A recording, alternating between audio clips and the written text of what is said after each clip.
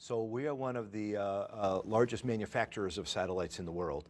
And so we produce the satellites and deliver them to the various operators who provide communications capability all over the world.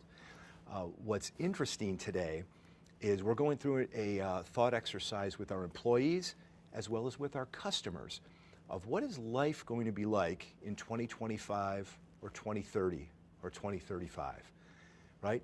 How are we connected today, and what does that connection look like in the future, right?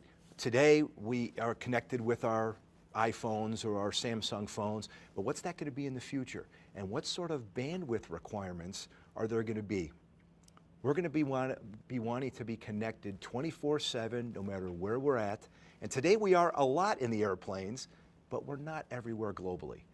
Whether we're hiking Mount Everest, whether we're in an airplane, whether in the middle of Colorado, or in the the middle of Saudi Arabia, right? And so what are those, how are people going to live, and then how are governments going to operate?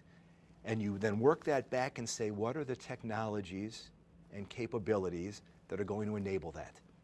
The connected airplanes, right? We're working a lot with our commercial airplane counterparts on how do you provide the connected airplanes? How do you provide cost-efficient bandwidth so in 2025 or 2030, people globally can have that connection to what we want, the news, the streaming TV, the movies, whatever it might be. So it's a pretty exciting time in the communications industry of what's the future going to look like, and then what technologies today do we need to be maturing to be able to enable that. Will you hire me first to be in?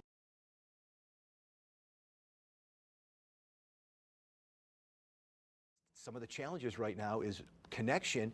Is it by terrestrial means or is it by satellite means, right? And so where originally you think, well, terrestrial is going to be cheaper, you just lay fiber and you can reuse the fiber.